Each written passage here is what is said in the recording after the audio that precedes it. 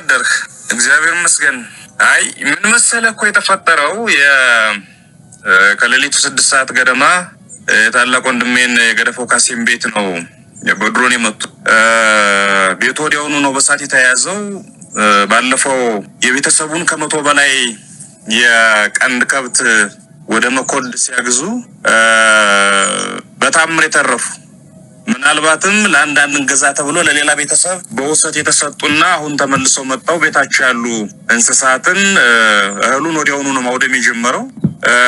የእናቴ ቤት አጠገብ ነው፣ የሌላኛው ወንድሜ ቤት አጠገብ ነው፣ የእናቴ ወንድሜን ያጉት ቤት አጠገብ ነው። እነዚህ ቤቶች ናቸው ተያይዘው ያሉ። ወቅቱም ደረቅ ከመሆኑ ጋር በተገናኘ ሰዓቱ ሙሉ በሙሉ ሰፈሩን ከመውደሙ በፊት የእናቴንም ቤት ከመያዙ ምናልባትም የተወሰኑ ሰከንዶች ሲቀሩ ህዝቡ ደርሶ እናቴንም አትርፏል። አጠቃላይ እዛ ሰፈር ይደርስ የነበረውን ውድመትም አስቀርቷል። አትሊስት ለጊዜው ሌሎች የቤተሰብ ቤቶች ደህና ናቸው። ምንድነው ምልህ ላለፉት 14 ዓመታት የቤተሰብ ምን ዋጋ እንደከፈለ መድኃኒዓለምና ቤተሰቡ ብቻ ነው የሚያውቀው። መድኃኒዓለም ያውቃል፣ እሱና ቤተሰቡ ብቻ ነው የሚያውቀው።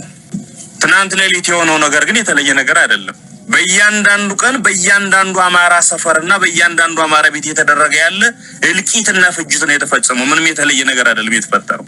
ምናልባት እዛ ቤት ውስጥ ዘመነ የሚባል ብዙ ሰው በስም የሚያውቀው ሰው ስለወጣ በዚህ ልክ ተነግሮ ካልሆነ በስተቀረ እንባቸውን እንኳን ያላየንላቸው ጩኸታቸውን ያልሰማንላቸው ሺህ አማራ እናትና አባቶች በየጥጉ ቤታቸው ተቃጥሎ በየጥጉ ሰብላቸው ነዶ በየጥጉ እንስሳቶቻቸው አይናቸው እያየ እየጮሁ አልቀዋል። ስለዚህ የተለየ ነገር አይደለም የተፈጠረ። እንደመታደል ወይ እንዳለመታደል እንዲህ አይነት ሀገራዊ እና ህዝባዊ ጉዳዮች በመጡ ቁጥር ግንባር ቀደም ሆኖ ዋጋ የሚከፍል ቤተሰብ ውስጥ ነው የተፈጠርኩ እኔ። ከአድዋ እስከ ማይጨው ከማይጨው መሀል ላይ እስከነበሩ ዘመናት በአብዮቱም ዘመን አሁንም በእኔና ባንተ እድሜ ባሉ ህዝባዊ ንቅናቄዎች ትንሽም ይሁኑ ትልቅ በመጠናቸው አለ ቤተሰቡ። በመሆኑም ግንባር ቀደም ዋጋ ይከፍላል። ባለፈው ሰሞን ጥላ ስር ቁጭ ብዬ የኛ እንትና የኔ ዘመን አብዮት ከተጀመረ በኋላ የስጋ ዘመድ ምንለው አለ አይደለ? ስንት እንደሞተና ስንት እንደቆሰለ ልቆጥር ሞከርኩ። የኔ ቤተሰብ በሆኑ ደቂቃዎች ውስጥ የደረሱበት ቁጥር አስደንጋጭ ነው። ግን የስጋ ዘመዶች ያልኋቸውን ከሌሎች ወንድሞችና ጓዶች ያስበለጡና ያዳለው ስለመሰለኝ ይቅር በለኝ ብዬ እንዳልኮነን ተውኩት፣ መቁጠር አቆም። እጅግ የሚገርም ዋጋ ነው የሚከፈለው። ይሄ ሪያሊቲ እና እውነታ የዘመነ ቤተሰብ እውነታ ብቻ ነው አይደለም። በእያንዳንዱ ሸለቆ በእያንዳንዱ ጥግ እየተከፈለ ያለው ዋጋ ነው። የሀገር ደግሞ አባት አድዋ፣ ልጅ ማይጨው፣ የልጅ ልጅ የሆነ ዘመን ላይ የልጅ ልጅ በእኔና ባንተ እድሜ ዋጋ እየከፈለ የቆመ ሀገር ነው።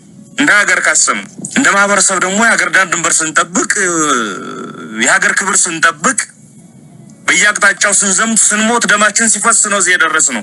ያ ሴት ነው ለእኔና ለአንተ ተርፎ ዛሬ አትሊስት ለክብራችንና ለማንነታችን ህዝባችን ከፈጽሞ ጥፋት ልናድን እንድንታገል እያደረገን ያለው እሱም በጣም ወደዋለሁ።